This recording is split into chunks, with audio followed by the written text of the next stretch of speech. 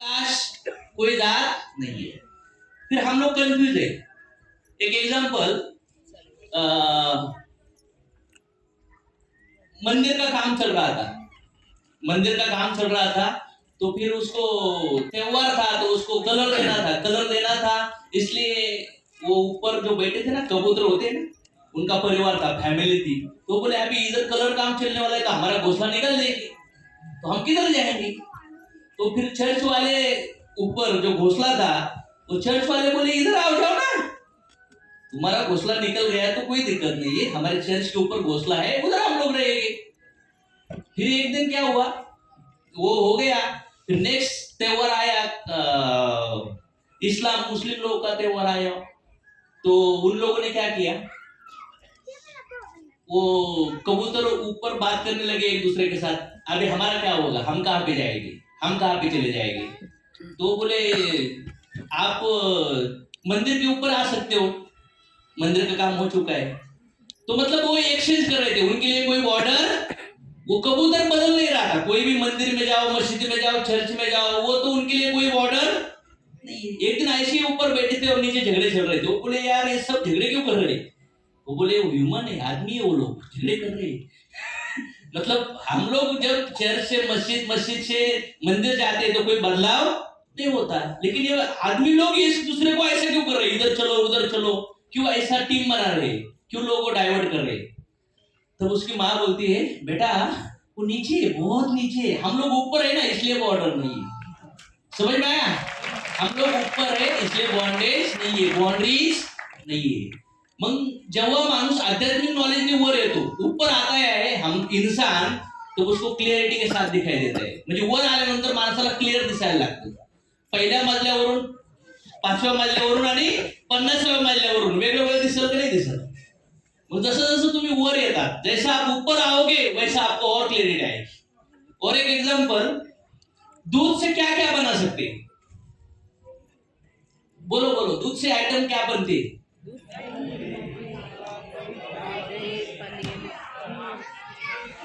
बहुत सारे आइटम अलग अलग, लेकिन सभी का पप्पा कौन है, रूट कौन है, तो सबका मालिक। कोई उसको जीसस कहेगा, कोई उसको अल्लाह कहेगा, कोई उसको कृष्ण कहेगा, कोई अलग अलग भगवान के नाम दे सकता है, कोई उसको बुद्ध भी कह सकता है, कोई बोलते हैं निराकार है, कोई आकार ही नहीं है, कुछ भी बोल सकते हैं लोग उसको, नो प्रॉब्लम। आपकी जो भी बिलीफ होगी वो बिलीफ को वो भगवान उसके ऊपर स्ट्रॉन्ग करने के लिए आपको हेल्प करता है। समझ में आया, आपका बिलीफ लेवल क्या है पता नहीं।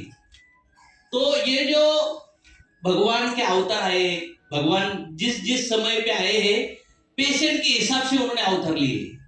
जैसे आपका कोई हॉस्पिटल है और हॉस्पिटल जो मेन डॉक्टर है वो यूएस में प्रैक्टिस कर रहे हैं, और कोई सिर दर्द होने वाला पेशेंट अगर हॉस्पिटल में आता है तो मेन डॉक्टर को आने की जरूरत है क्या, कौन आएगा।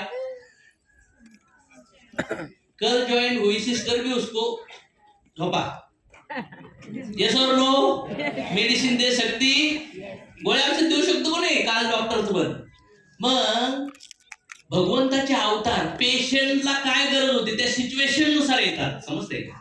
ये ऑलरेडी सगळे भगवंताचेच अवतार है, ये सभी भगवान का ही अंश है, लेकिन जैसे लोगों की जरूरत थी, जो समय में जरूरत थी, उन्होंने उतना ज्ञान दिया और उन लोगों ने उनको भगवान माना। अंडरस्टैंड, हर कुएं में पानी है, हर कुएं में जो पानी है उसके नीचे एक ही झील बह रही है, यस और नो।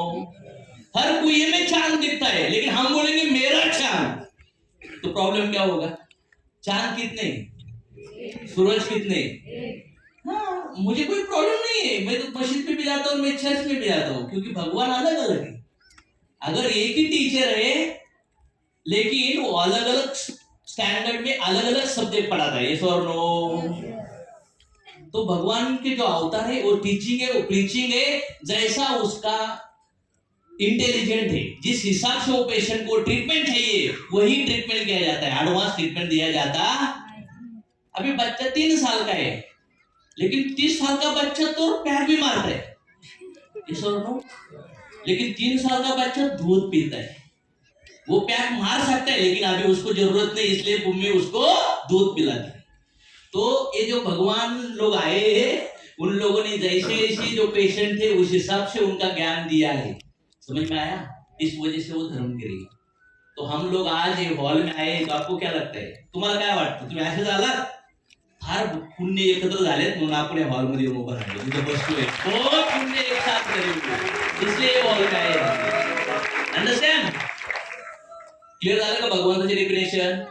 काही की डाऊट आहे तरी पण म्हणणार नाही माझा देव चांगला आहे, नहीं तो कुछ लोग बोलेंगे ये क्या है ना, धर्म परिवर्तन कर रहे हैं, ऐसा भी बोल सकते हैं पागल। मिसअंडरस्टैंडिंग बोल सकता है ना, हिंदू धर्म का प्रचार कर रहे हैं, ऐसा कुछ नहीं है, कोई भी झंडा नहीं लेके जा रहा हूं मैं। क्लियर हो रहा है? नो बॉन्डेज, ऊपर कोई सिग्नल नहीं है, नीचे बहुत गंदगी है, जितना नजदीक से देखोगे उतना गंदगी दिखाई देगा, समझ में आया? थोड़ा ऊपर से देखो बहुत बढ़िया नजारा मिलेगा। अगर फ्लाइट से देखोगे, बॉम्बे सिटी को, तो कैसी दिखेगी? ग्राउंड दिखेंगे, बिल्डिंग दिखेंगी, समुद्र दिखेगा। नीचे उतरकर कोई गटर में, कोई झोपड़पट्टी में जाओ, क्या लोग रहते, असे लोक राहतात की इथं? पण वरून बघा बरं, जेवढं तुम्ही जवळून पाहणार, जितने दूर नजदीक से लोग दिखेंगे ना उतनी बुराई दिखाई दे सकती, समझ में आया? नजदीक जाने के बाद बहुत अच्छे बुरे दिखना चालू हो जाता है, जवळ गेलं तर आपण। मग आज इस्लाम पैगंबर आले आणि म्हटले की भगवंताचा मी पैगाम घेऊन आलोय। काय घेऊन आलोय? तुम्ही असं जीवन जगा, तुमचं जीवन पण चांगलं सुखी होईल आणि समाजासाठी पण तुम्ही सांगा, तुमचं नाव प्रसिद्ध होऊन जाईल आणि तुमचा मानवी जन्म चांगला होऊन जाईल। That's it. जीसस आले म्हणले I am not God, I am a son of God. हे मेसेज आहे, हे बायबल वाचा, जीवन असं जगा, चांगलं होऊन जाईल। त्यानंतर मग बुद्ध आले। बुद्ध कुठं आले? राजा म्हणून आले ते माहिती तुम्हाला? राजा, लग्न झालं, बाप झाले, 2:30 वाजता घर सोडून गेले, संपत्तीचा त्याग, आपल्याला कमवायचं मग त्यागायचे, आपल्याला कमवायचे आणि मग त्यागायचे। त्यांच्यावर ऑलरेडी सगळं काही होतं तरी पण त्यागलं, वैराग्य, आणि लोकांना अष्टांग योग देऊन गेले। लोगों को अष्टांग योग दिया, बहुत सारे जगह पे बुद्धिस्ट योग कर रहे, संसार छोड़कर जंगल में जा रहे कि नहीं जा रहे? भगवान बुद्ध की टीचिंग क्या है? Meditation, control, detachment, focus, sacrifice, yes और नो? भगवान को लोग मानते सिर्फ मेरे भगवान है, उसके आपोजिट जी रहे हो, समझ में आ रहा है? भगवान के मंदिर में जाना, उनके जो बातें हैं ना, वो बातों के जीवन में अप्लाई करना, कब? जब हमारे ऊपर वो समय आएगा तब, समझ में आया? वो हमें हमारे लाइफ से रिस्पॉन्ड करना होगा। अभी मराठी और हिंदी चल रहा है ना, उसका थोड़ा फ्लो गड़बड़ हो रहा है, लेकिन समझ के जाओगे ना नहीं, मुझे कोई इशू नहीं है, लेकिन ठीक है, बात करेंगे हम लोग, आप तो भी मेरी आवाज पहुंचेगी, क्योंकि मेरे अदर स्टेट के लोग हैं, उनको साथ तो मैं वो तेलुगु और इंग्लिश बात करो, फिर देखो कैसे बात करो फिर भी उनको समझ में आता है, तो कोई दिक्कत नहीं है। तर ह्या बुद्ध येऊन गेले, भगवंताचे अवतार होते, हे वेगवेगळे डॉक्टर्स आहेत, जसं वेगवेगळे लॉयर, वेगवेगळे डॉक्टर असतात ना शरीराचे, वेगवेगळे हॉटेल्स आहेत, तसे आपल्या चेतनेला, आपल्या मनाला शुद्ध करण्यासाठी भगवंताचे वेगवेगळे अवतार आहेत, ब क तुकड्या, हे सर्व समजलं? मग भगवद्गीता आली, भगवद्गीतेमध्ये कृष्ण स्वतः विराट रूप दाखवतात आणि म्हणतात की मी स्वतः भगवंत आहे, समज में आ रहा है? हे दिलंय ना स्क्रिप्चरवर, 1 2 2 अधिक 5 बरोबर किती? बोला बोला बोला, 7 ना? का बरं? शाळेत गेलात म्हणून। आता तुम्ही कोणत्या शाळेत गेलात? ज्या धर्मात तिथं आहेत ना, ते जरी व्यवस्थित वाचलं ना तरी ओके होतं, पण ते वाचत नाहीये, ते ऐकत नाहीये, ते फॉलो करत नाहीयेत, आणि जो सांगणार आहेत ते पण होऊ शकतं तो ट्रॅकला नाही येत, त्याच्यामुळे गडबड होऊन जातात कधी कधी। जनरल इथं डिस्कशन चालू आहे, अंडरस्टँड करणं गरजेचं आहे। आणि सनातन धर्म जगाच्या उत्पत्तीपासून आहे, तर भगवंताबद्दलची कन्सेप्ट क्लिअर का? क्लिअर झाली का सगळ्यांना? की सगळे बॉम्बे त्याला कुठून कुठून रोड येतात? बोला ना, पुणे, नाशिक, गुजरात, रायगड, गोवा, मला सांगा 5-6 रोड आहेत, प्रत्येक रोडने बॉम्बे देऊ शकतो? मग काही लोक आहेत ना रोड चेंज करायला ट्रॉफिक घेऊन सिग्नल लावून बसले, चल मंदिरात, चल चर्चमध्ये, असं जिंदगी पुढे सारखी 50-60 वर्षाची जिंदगी आहे, वाया जाईल की नाही जिंदगी? काय होईल? टीम म्हणून काय होणार आहे?